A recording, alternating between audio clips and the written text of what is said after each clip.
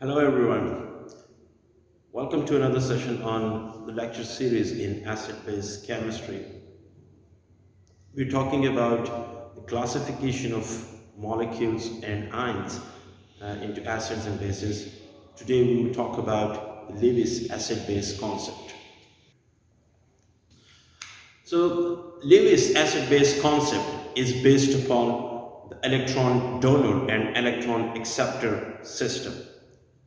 So what it basically means is that Lewis divided molecules into acids and bases based on their electronic structure. So anything that can donate a pair of electrons was regarded as a base, and anything that could accept a pair of electrons was regarded as an acid.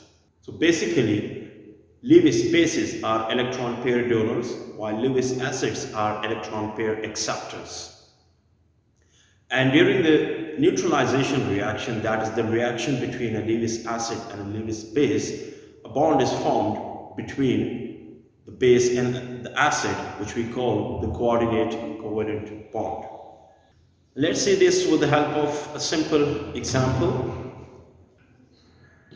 For example, we have ammonia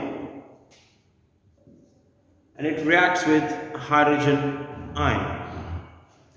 You can see here the nitrogen in ammonia has a lone pair on it, and it can donate this lone pair with this hydrogen ion. This is positively charged, so it means that it's electron deficient.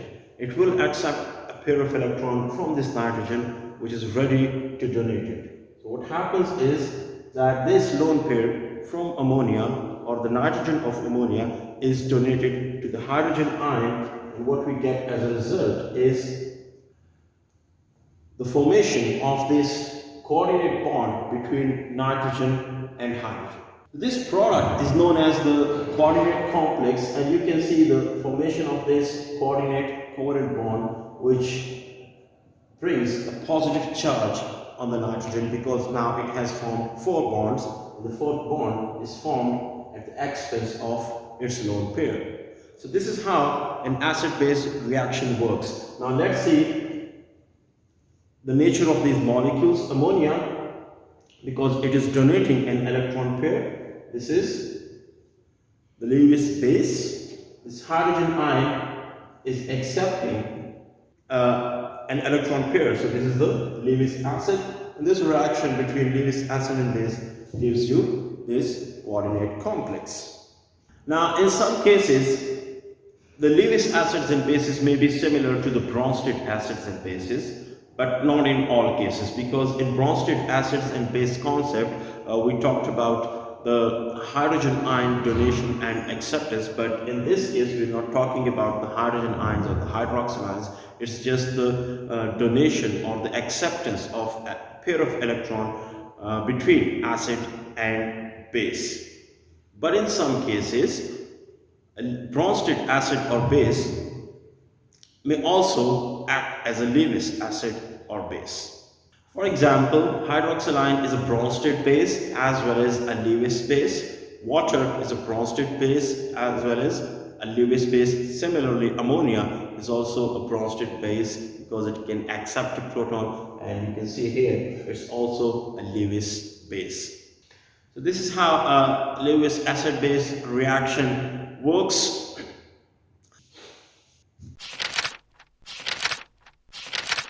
Let's see how Lewis acids are classified. So from the definition, you would remember that Lewis acids are species that may be neutral species or ions that have the ability to accept a pair of electrons. So anything that can accept a pair of electrons is known as a Lewis acid. Now there could be neutral molecules or ions that could accept a pair of electrons from the Lewis base. So let's see some of the examples. The first class of Lewis acids is any electron deficient molecule. Electron deficient molecules are neutral molecules, but electronically they are electron deficient. Some of the examples we have already discussed somewhere. For example, we have aluminium chloride AlCl3. You know that this is an electron deficient species. Why? It is because of the fact that aluminium, it has 3 electrons in its outermost shell, and that is why it shares these 3 electrons with the 3 chlorine atoms. So as a whole, it has 6 electrons in its outermost shell, which means that its octet is not complete. And that is why it is known as an electron deficient molecule. Another counterpart of this molecule is BF3, which also has group boron as the central atom belonging to the third group, sharing its 3 electrons with 3 fluorine atoms, and that is why it has 6 electrons in the outermost shell again. So both AlCl3 and BF3, they are electron deficient, aluminium and boron being the central atoms having this electron deficiency. Now, such type of molecules, they can accept electrons from the electron-rich molecules. And electron-rich molecules, they would be Lewis bases, and these electron-deficient molecules would be Lewis acids. So, for example, we react aluminium chloride with pyridine. Now, pyridine, it has a structure like this, and it has a nitrogen atom that is sp2 hybridized, having a lone pair. This nitrogen can donate its lone pair to the aluminium to form a coordinate covalent bond. And in this case, aluminium will get a negative charge, while nitrogen will have a positive charge. Similarly, if we have an ether, for example, diethyl ether, and you make it to react with boron trifluoride, what will happen is that because oxygen has 2 lone pairs, it can donate one of its lone pair to boron, forming a coordinate covalent bond again. And again, oxygen will have positive charge and boron will have a negative charge in this case. Similarly, aluminium chloride may also react with a chloride anion to form AlCl4, again aluminium having a negative charge. So all of these having electron deficiency are the Lewis acids, while these molecules or ions which have lone pairs or negative charge, they would be acting as Lewis bases, donating electron pair to these Lewis acids, and as a result we have the formation of this coordinate complex. So this is the first type of Lewis acids. Let's see another type. So as you know that Lewis acids are electron deficient molecules, or they are electron pair acceptors. So cations are simply Lewis acids. For example, we have a silver cation, and it reacts with a Lewis base, ammonia.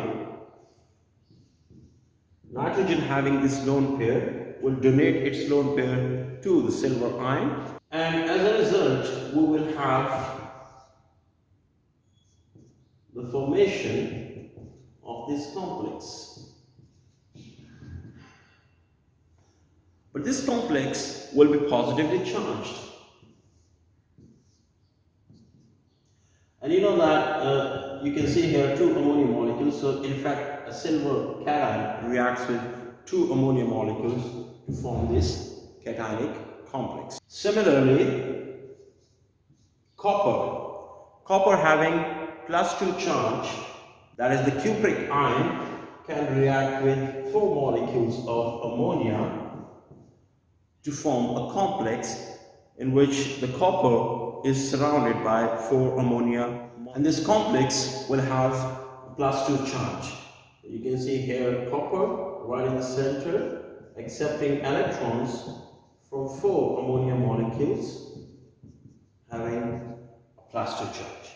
So anything that bears a positive charge or it is a cation will be regarded as a Lewis acid, and you can see that it is accepting electrons from ammonia molecules, ammonia acting as Lewis base in this case. Let's see the third class. The third class contains molecules that have multiple bond. So molecules having a multiple bond to an electronegative atom. For example, if we have carbon dioxide, so you can see here that this carbon atom is attached to two oxygen atoms through double bonds. So we have a multiple bond between carbon and oxygen here on both sides, and this carbon dioxide can then accept electrons, and it can accept electrons from any electron rich species. For example, this hydroxide.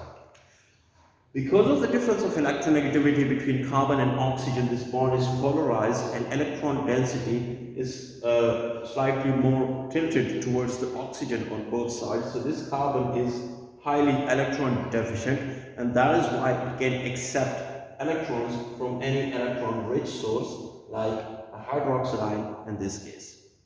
So this negative charge will attack the carbon atom here, shifting the bond towards oxygen, and as a result we will have the formation of this ion. And this is a well-known ion, it's a bicarbonate anion, HCO3 anion. Similarly, sulfur dioxide is a molecule in which sulfur is attached to two electronegative oxygen atoms. Sulfur having lower electronegativity than oxygen will be electron deficient because electron density is attracted towards oxygen because of inductive effect, and that is why this sulfur atom in sulfur dioxide will be electron deficient, and as a whole this sulfur dioxide molecule can act as Lewis acid. So these are some of the examples or classes of Lewis acids, and all of these molecules, they can react with electron rich molecules or ions or anions to form complexes which we call the coordinate complex, and this reaction between Lewis acid and base, of course, is known as the neutralization reaction. So thank you so much. We'll talk about the soft and hard acid base concept in the next lecture. So see you next time. Thank you.